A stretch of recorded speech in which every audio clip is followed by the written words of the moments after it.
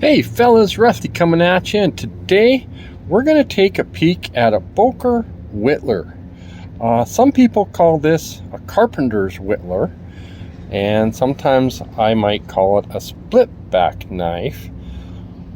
Although I'm not seeing a split, so I'll kind of explain. We got these two springs that come on down, and both of them operate one blade here, which is a clip point blade. And here you can see the Boker and the saw engine. It's a tree brand knife. It's a stainless steel. And I found a Boker series known as Brown Appaloosa bone that has this shield. It's a heraldic shield, I want to say, that the Boker released in 2008. So it's a special series, but that series was done in carbon steel. And as I said, this one's done in stainless steel. Again, trying to get it so you can see that. So between this and the shield, I still haven't been able to figure out what I have here. I do believe it's made in Germany because I think it's older. Some of the Boker knives today have parts made in China and then assembled in Germany. And when they do that, I think they can still call it made in Germany, maybe according to German law. That's what I'm seeing with just the other videos I posted with my Boker knife. I had a pink trapper, a purple smooth bone trapper. I think that's the case. Kind of a Smoky Mountain exclusive. Anyway, you get a pen blade on this end. And again, that one's operating on this one spring here. And I'll tell you, this is good quality. The lack of stepping, pretty decent travel on the action. And one of my favorite things is this coping blade.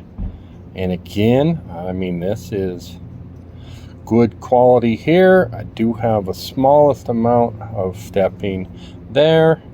You can see the spring provides some tension. See how we can see, looks like it's actually fitting pretty well. I did have an issue with this blade getting caught up on the liner.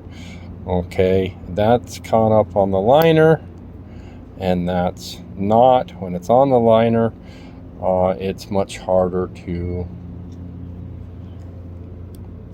well, it shouldn't be on the liner. So the stainless steel feels different than carbon steel. And I only have one Boker that I know in carbon steel, but this just doesn't seem solid engine. So I don't know if it is or isn't. What we have exactly, this is the same looking bone as their Brown Appaloosa. And so I don't know if this is from the series or not. Hey, I'm comparing a 6747, a 6347. That's a Stockman. And just to kind of show you some differences of what they have for blades and what they don't. So the Boker is a Whittler, and that's the size of the clip point. Okay, and what this has is a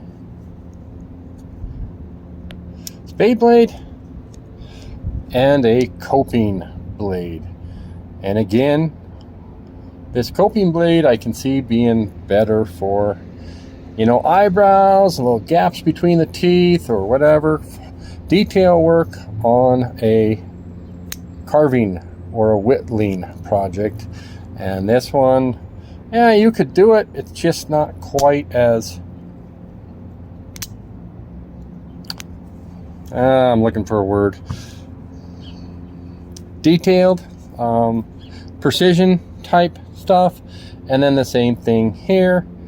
This spade blade for me is a great type of what Baxter from Baxter's Blades calls a scalpel, and a pen blade is very, you know, we're back into this, that kind of fine kind of, what do you call that?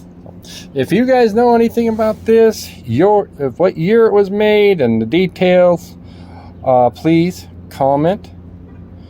And just kind of for the record, I paid about $67 to have this one, to purchase this and have it delivered.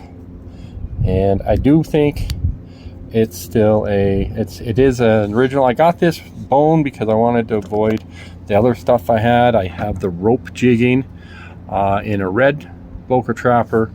I have a rope jigging in a yellow J.A. Henkel's, and a green bone with rope jigging in a green bone J.A. Henkel's pocket knife, and that one's an actual Stockman. So anyways, thanks for joining the miner, guys. Have a great one.